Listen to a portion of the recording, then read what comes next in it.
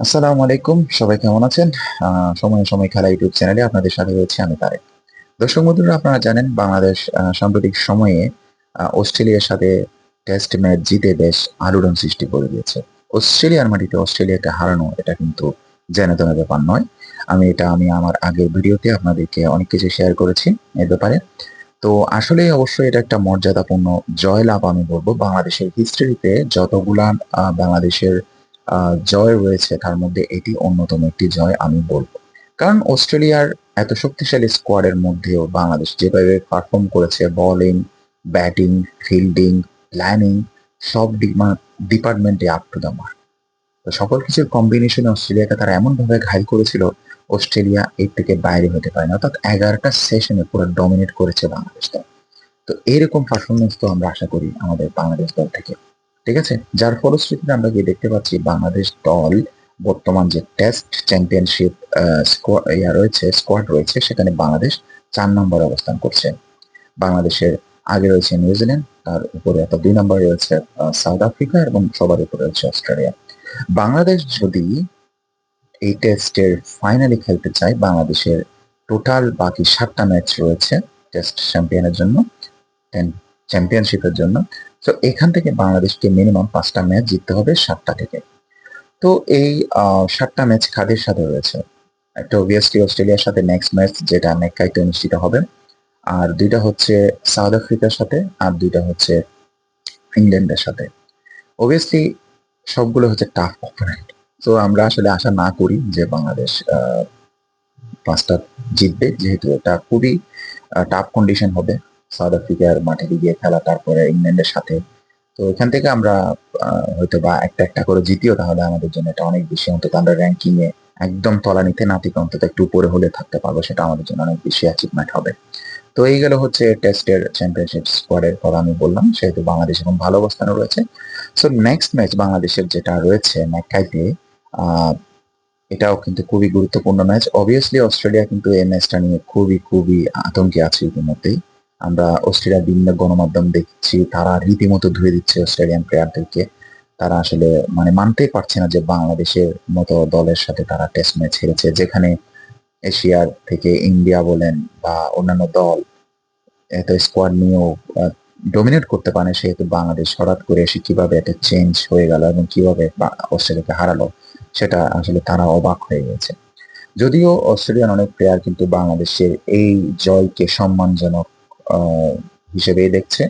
ওসমান খাজার একটা লেখা আমি দেখেছিলাম, সেখানে একটি পত্রিকায় আমি দেখেছি, সে বলছে বাংলাদেশের এই জয় যেন তাদেরকে অসম্মানজনক বা অপমানজনক না বলে, কারণ বাংলাদেশ যোগ্য দল হিসেবেই কিন্তু অস্ট্রেলিয়াকে হারিয়েছে। সেটা অবশ্যই তিনি একটি লজিক্যাল কথা বলেছেন। বাংলাদেশের এই জয়কে যারা তুচ্ছ-তাচ্ছিল্য ভাবে দেখে, তাহলে আসলে তারা খেলাকে এখানে একটা মর্যাদাহীন অবস্থা নিয়ে যাচ্ছে।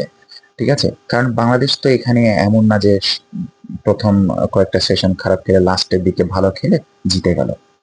এখানে বাংলাদেশ এমনটা হয়েছে, প্রত্যেকটা সেশনে বাংলাদেশ ডমিনেট করেছে এবং চোখে চোখ রেখে অস্ট্রেলিয়ার মতো দলের সাথে যেভাবে খেলেছে সেটা অবশ্যই প্রশংসার দাবি রাখে। এখানে কেউ বলতে পারে না যে বাংলাদেশ একদম মানে বাজেভাবে খেলে শেষ সেশনে গিয়ে জিতে এসেছে, এরকম না ব্যাপারটা। বাংলাদেশ একদম শুরু থেকে, আপনি যদি বোলিং এ বলেন, হাসান মাহমুদের যে সৈকতের কথা যদি আমি বলি, একাই একদম অস্ট্রেলিয়ান ব্যাটিং লাইন না সে ধসিয়ে দিয়েছিল সেখানে।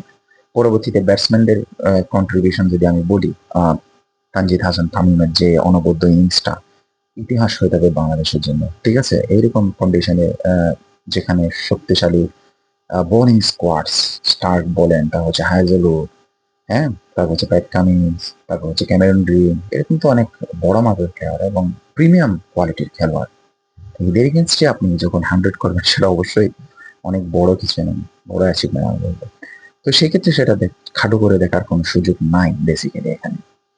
সো তাদের অবশ্যই এখন একটু চিন্তার বিষয় যে পরবর্তী ম্যাচ যেটা ম্যাকটাইতে অনুষ্ঠিত হবে, সেটা আসলে অস্ট্রেলিয়া কিরকম আহ, তাদের স্কোয়াডটা সাজাতে যাচ্ছে। অবভিয়াসলি বাংলাদেশ হয়তো বা সেখানকার যে পিচের কন্ডিশন রয়েছে সেটা দেখে হয়তো বা একাদশটা সাজাতে পারে। তো অনেকে বলছেন যে একাদশটা চেঞ্জ না করলেও চলবে, কারণ যেভাবে উইনিং কম্বিনেশন যেভাবে আছে ওভাবে থাক। কিন্তু ওটা যদি স্পিন বান্ধব হয়ে থাকে অবশ্যই স্পিন খেলাবে, আর যদি পেস বান্ধব হয়ে থাকে প্রেসার হয়তো বা বাড়াবে, এরকম একটা ইয়ে আমরা বলতেই পারি। তো সেই হিসেবে আমি বলবো যে লাস্ট যে অর্থাৎ গত টেস্ট ম্যাচে বাংলাদেশের যে স্কোয়াড ছিল সবার কন্ট্রিবিউশন ছিল দেখার মতো। আপনি কাকে বাদ দিয়ে কাকে আসলে ছোট করে দেখবেন এখানে?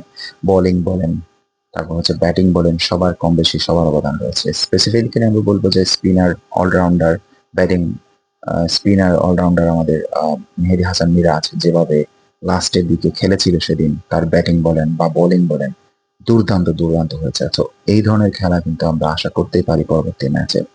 ঠিক আছে, যেহেতু আমরা জানি মেক্কায় হচ্ছে অনেকদিন পর এখানে, অনেকদিন পরে এখানে টেস্ট ম্যাচ হচ্ছে। আসলে আমি ইন্টারনেটে ঘেটে ঘুটেও এখানে টেস্টের কোনো রেকর্ড পাই নাই, কিন্তু ওয়ান ডে ম্যাচ হয়েছিল ওখানে, ওয়ান ডে ম্যাচের রেকর্ড আছে। তো এমন একটা ভেন্যুতে আসলে বাংলাদেশকে খেলতে আমন্ত্রণ জানিয়েছে অস্ট্রেলিয়া। আসলে অস্ট্রেলিয়া কখনোই চায়নি যে বাংলাদেশ, তারা ভাবেওনি যে বাংলাদেশ হয়তো বা তাদের সাথে এরকম আহ, মানে প্রতিদ্বন্দ্বিতাপূর্ণ খেলা উপহার দেবে। তারা কখনো এক্সপেক্টই করে নাই। যার ফলে গিয়ে আমরা দেখতে পেয়েছি অস্ট্রেলিয়ার বড় বড় যে গ্রাউন্ড গুলো রয়েছে, Sydney cricket ground, Melbourne cricket ground, অ্যাডিলেডের মতো জায়গায়, তো এরকম জায়গায় আসলে বাংলাদেশের খেলার সুযোগ হয়নি। হয়তো বা তারা ভেবেছিল যে বাংলাদেশ হয়তো বা এই ম্যাচগুলো যাচ্ছে তাই ভাবে হারবে তাদের কাছে, সেহেতু তারা ভেন্যু গুলো রাখছে নর্দার্ন অস্ট্রেলিয়ার দিকে। যেহেতু আসলে সেটা অনেকটাই ধরতে গেলে বাংলাদেশের জন্য আসলে প্লাস পয়েন্ট হয়েছে আমি বলবো। যেমন হচ্ছে আপনার ডারউইনের যে আমরা আমরা দেখেছি উইকেটের ধরনটা, সেটা বাংলাদেশ বেশ ভালোভাবে রপ্ত করেছিল এবং বাংলাদেশ সেই অনুযায়ী সেটা পুরোপুরি ইউটিলাইজ করেছে। যার ফলে কি আসলে পুরা মানে যে পিচের যে কন্ডিশন সেটা আয়ত্তে চলে এসেছিল বাংলাদেশের। সো ম্যাককাইতে হয়তো বা সেট কন্ডিশন হয়তো বা ভিন্ন হতে পারে, কিন্তু আমাদের যারা টিম স্টাফ রয়েছে তারা অবশ্যই সেটা নিয়ে ভাববে এবং স্কোয়াডটা ওভাবে নির্ধারণ করবে। সো দর্শক বন্ধুরা, এই ছিল আমাদের আজকের স্পোর্টস অ্যানালাইসিস ভিত্তিক একটি ভিডিও। তো পরবর্তীতে ভিডিও পাওয়ার জন্য আপনারা আমাদের চ্যানেলটি সাবস্ক্রাইব করে দেবেন, পাশে থাকা বেল আইকনটি ক্লিক করে দেবেন যাতে করে আমাদের ভিডিও আসা মাত্র আপনার মোবাইলে নোটিফিকেশন পৌঁছে যায়। ধন্যবাদ সবাইকে।